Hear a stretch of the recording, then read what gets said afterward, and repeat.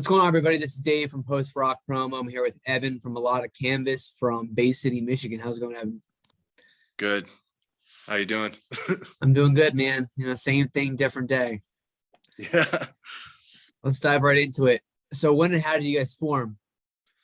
Well, I formed the band. I'm from where I moved to Bay City, and I'm originally from West Branch, Michigan, which is like a really small town.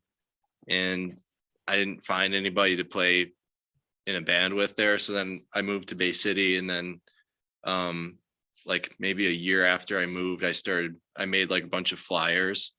I just went and like passed them out to like record stores and music shops and stuff. And then we're just a bunch of ragtag random people. We're all in, like, I'm 25. I'm the oldest in the band, and the youngest is like, he just turned 19. And he found my flyer through a record shop. And then he knew somebody that wanted to play guitar in the band. And then my wife met someone at the job she was working at the time who is now the drummer in the band. So it's like we're just like a big mixed bag of people from different backgrounds, and it works really well now. So That's awesome. yeah. So you guys released Sterile in September. How's the response been to it? The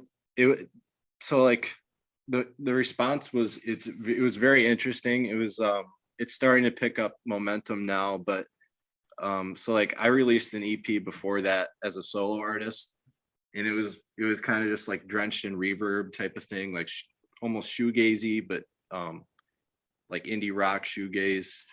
And then with Sterile, it's like when I dropped that, people were kind of like they were like, whoa, what's this? I don't know how to take this. This is more like grungy type stuff, and people didn't really pick up.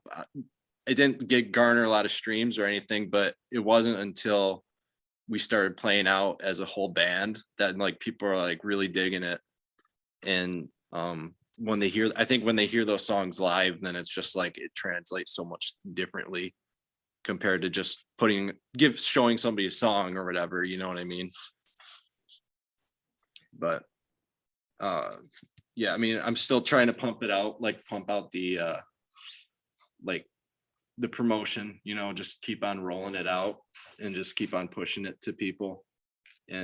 But I just feel like that the best thing that has worked is just playing the songs live, like out of everything.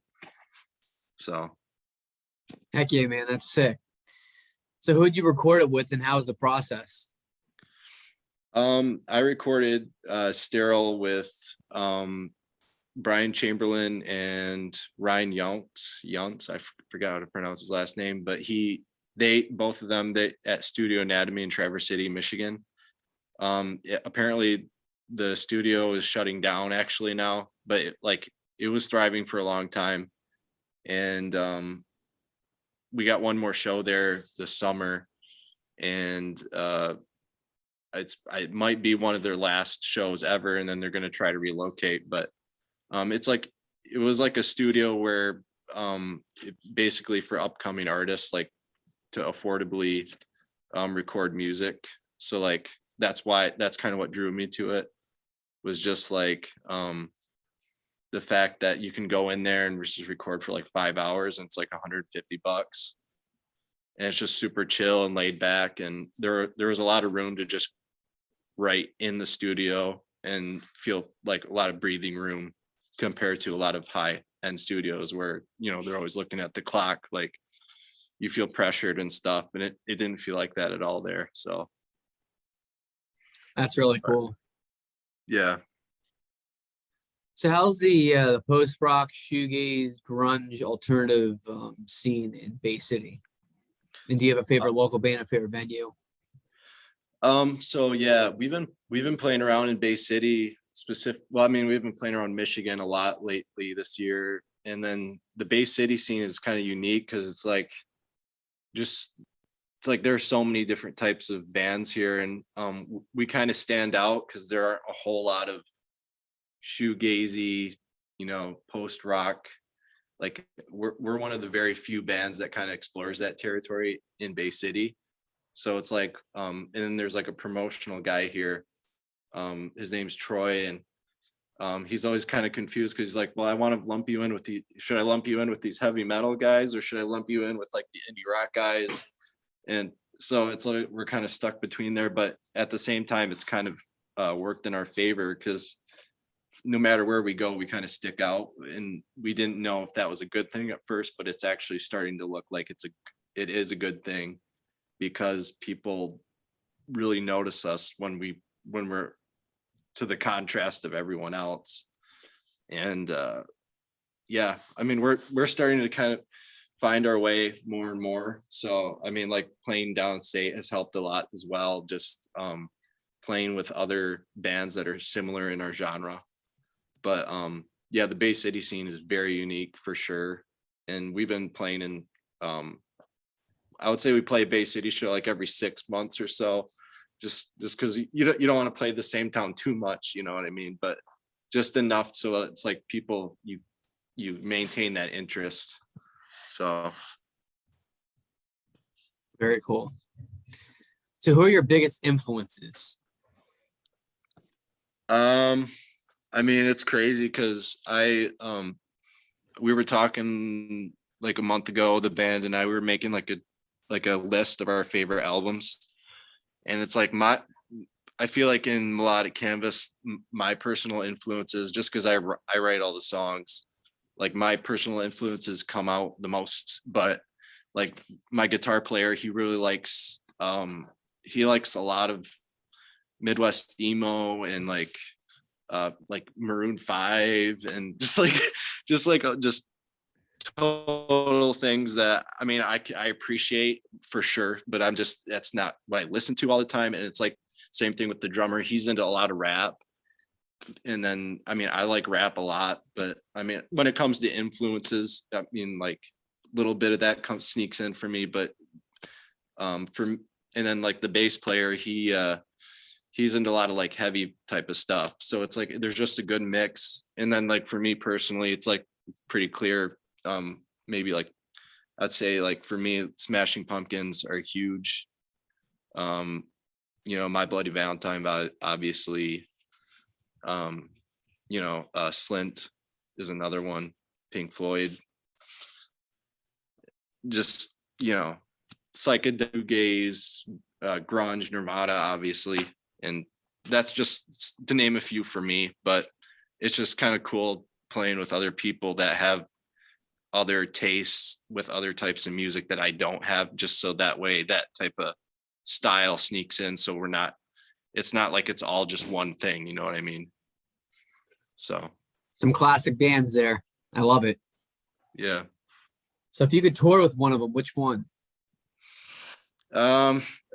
We were actually just joking the other day because Smashing Pumpkins are going out on tour with Jane's Addiction, and we were joking around because we were just like, hey, we should go play at when Smashing Pumpkins come to town in Detroit, we should go play around in the bars around town in case Billy Corgan walks in, he sees us, he's like, hey, I want you guys to open for us.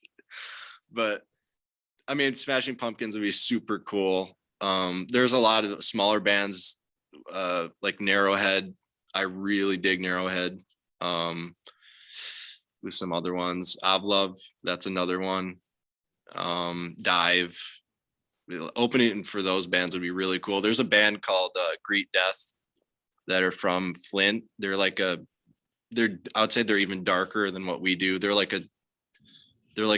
almost like a sludgy type of shoegaze, really dark. And their music has really taken off in the past like year or two.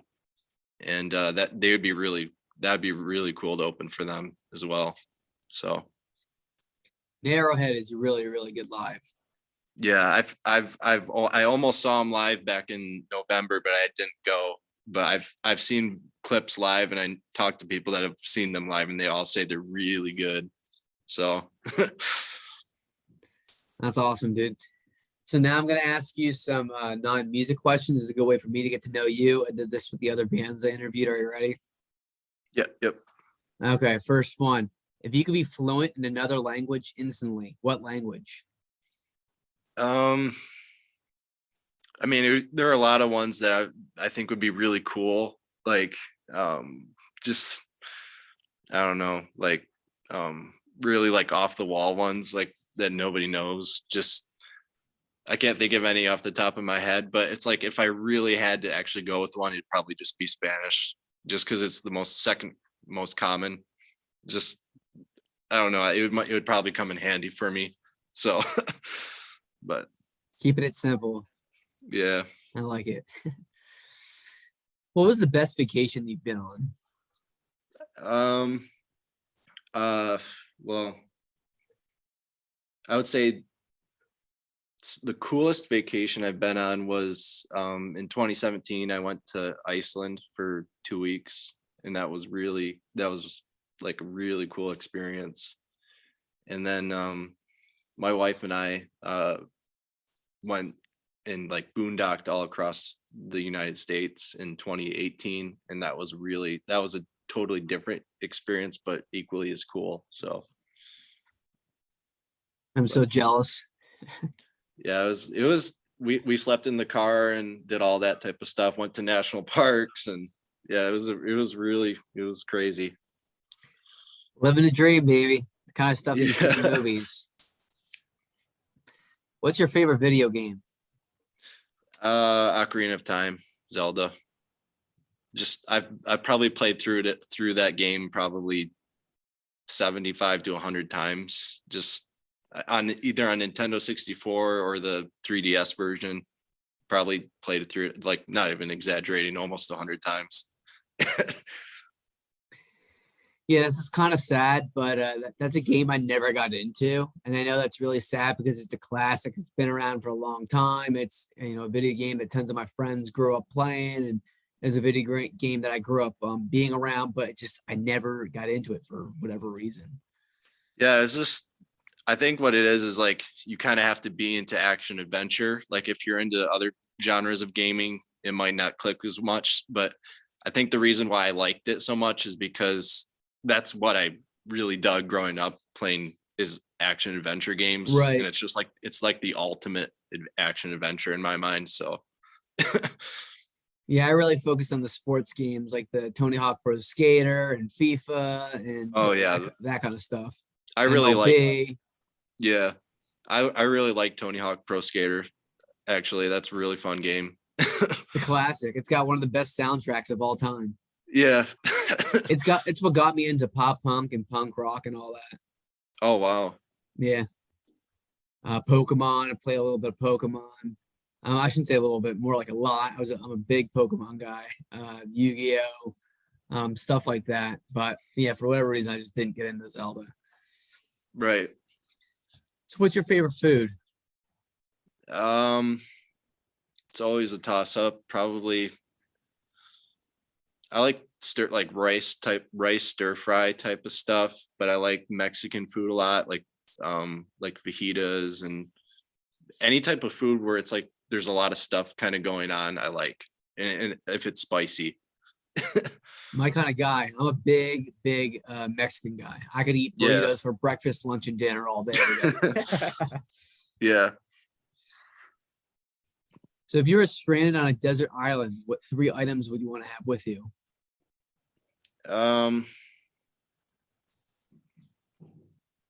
Well, I think I might have said this one last time, but if there's cell phone service, probably my cell phone. But if there isn't cell phone service, then probably not my cell phone.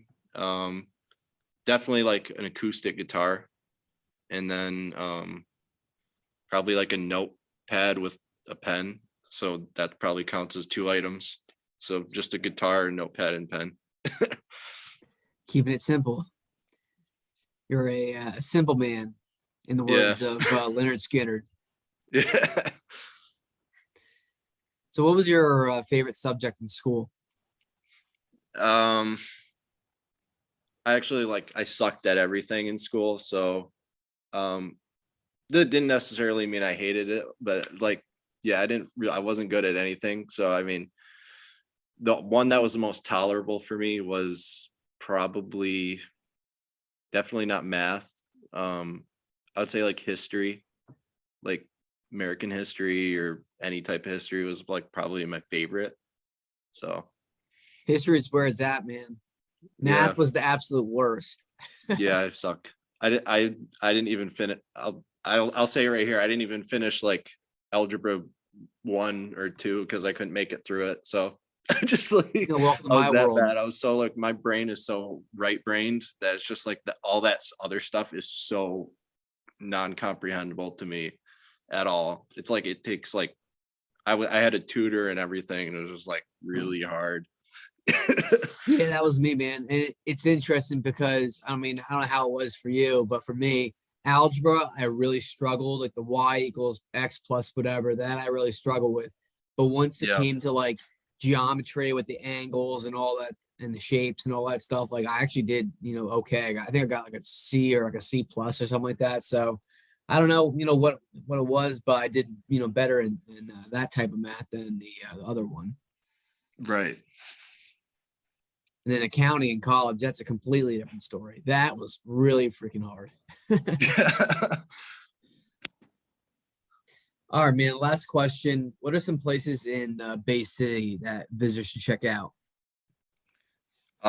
Bay City, I can 100% definitely the first one I'd check out is Electric Kitsch. It's a record store. It's not like a huge record store, but it's like I think to me it's like a small hidden gem of Michigan. Like it's one of the I've been to so many record stores and it's probably in my top 3 of the coolest ones I've ever been to. And the owner is like a really nice guy. He is probably got the most eclectic taste of music I've ever known anyone having. Like I'll walk in, he'll be listening to some like record from like like an Africa tribal music. And then like the next day I'll walk in, then he'll be listening to um just like I don't know, like just some random jazz record that no one's heard of. Like not That's like a sick. Miles Davis, like just but then I'll walk in, he'll listen to like heavy metal, something, or like stoner rock or something, and just he's a really cool guy. So I definitely check out Electric Kitsch. And then it's the river runs through Bay City, so like there are a lot of really cool places along the river. I'll just like maybe if you're hungry, just go find any restaurant along the river, and it's like really any of those places are really good. And if you want to catch a show, definitely look up like any shows through Excellency Music. It's like the promotional music around here, and the guy that runs his name is Troy, and he's doing a really cool thing. He's just getting all the Bay City bands, doesn't matter what genre. He's just like getting local shows together. It's basically like an audio tree, but for Bay City. Like audio tree, the people that do like Midwest shows. But he's just doing it just for Bay City, and then he's kind of starting to go around Michigan now. Like just recently, he started doing that. So, but I'd check out his shows in Bay City if you ever find yourself up that way. And I'll be out there soon, man. Got to make my rounds to see all my music friends Yeah. starting this summer. So I'm not sure if I'll be able to get out to Bay City this summer, but maybe next spring and summer. Yeah. We'll see. All right, man. Well, I really appreciate you coming on, and the support means a lot to me. Yeah. Yeah. Thank you for having me. Of course. So for the people that are going to watch this interview later on, where can they find your music at? Just any of the streaming services, Spotify, Apple Music, Tidal, YouTube, at any of them. And then if we have physical media, but we just have CDs right now. So if you're into CDs, you can just reach out through the website or just send me a message on Instagram and I'll send you one for free. They're at name your price right now. So, but yeah, you could check out any of those through our music. So I am a CD guy, so yeah. I'll take you up on that. Yeah. Make CDs great again. Yeah. CDs sound really good. I don't think people realize like you pop in a CD compared to an MP3, it's like, wow, this sounds really good. And they're not super duper bulky like vinyl. Like vinyls, they're cool and all that, and I'm slowly Yeah. getting into them. But I like that CDs they're smaller, they're not as bulky, they sound great, they don't take up as much room.